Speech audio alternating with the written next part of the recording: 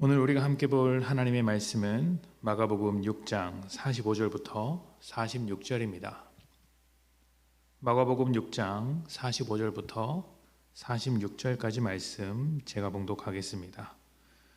예수께서 즉시 제자들을 재촉하사 자기가 무리를 보내는 동안에 배 타고 앞서 건너편 벳세다로 가게 하시고 무리를 작별하신 후에 기도하러 산에 가시니라. 아멘. 예수님께서 마을을 다니실 때마다 구름대와 같은 수많은 사람들이 찾아왔습니다. 집에 있을 때 밤낮으로 찾아왔고 빈들에 나가 있을 때도 찾아왔습니다. 사람들을 피해 배를 타고 다른 마을로 간 일도 있었는데 사람들이 먼저 도착해서 기다린 일도 있었습니다. 사람들이 예수님께 열광적인 지지를 보낸 이유는 그동안 자기들이 안고 있었던 수많은 문제를 해결해 주었기 때문입니다. 귀신 들린 자는 귀신을 쫓아내고 병자를 고치고 죽은 자를 살리는 예수님의 능력이 그들에게 보탬이 된 것이죠. 그래서 사람들은 예수님을 쫓으며 새로운 메시아, 새로운 왕이라고 떠받들기 시작했습니다. 이러한 사람들의 열광적인 지지는 사실 자기의 욕망을 채우기 위한 것에 지나지 않았습니다. 그런데 예수님께서 하시려는 일은 사람들의 욕망을 이루어주는 것이 아니라 하나님 나라를 세우는 것이고 이를 위해 십자가에 달려 죽으시게 됩니다. 사람들은 바로 이 장면에서 예수님과 자신들의 방향이 다르다는 것을 확인하고 돌아서게 됩니다. 어쨌든 돌아서기 전까지는 여전히 자기 욕망으로 예수님에 대한 왜곡과 오해를 만들어냈기 때문에 예수님은 사람들을 피해 다니셨던 것입니다. 이런 중에 예수님은 제자들을 보내 예수님이 하신 놀라운 일을 하도록 하셨습니다. 그리고 다시 돌아왔을 때 수많은 사람들을 떡 5개와 물고기 2마리로 먹이셨습니다. 우리가 잘 아는 오병이어 사건이죠. 당연하게도 사람들은 열광했고 예수님은 또다시 자리를 피하십니다. 그런데 이전까지와 조금 다른 점이 있다면 이번에는 제자들을 재촉하여 먼저 떠나게 하셨다는 것입니다. 제자들은 방금 전까지 놀라운 일을 했고 오병이어 사건을 경험했습니다. 음식을 주신 것은 주님이지만 그 음식을 받아서 사람들에게 나누어 준 것은 제자들이었습니다. 그러니 사람들의 열광적인 지지가 누구를 향했겠습니까? 예수님을 향했겠지만 제자들에게도 향했을 것입니다.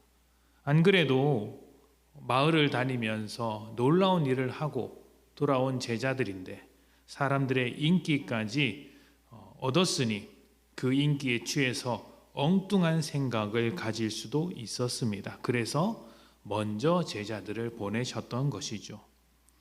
이렇게 모든 상황이 끝나고 이제 예수님께서 홀로 남았습니다. 무엇을 하실까요? 기도하러 가십니다. 이 점이 참 놀라운 것입니다. 우리가 생각하는 기도는 어떤 문제나 상황을 해결하기 위한 것인데 예수님은 모든 상황이 정리된 후에 기도하신다는 것입니다. 무슨 차이일까요?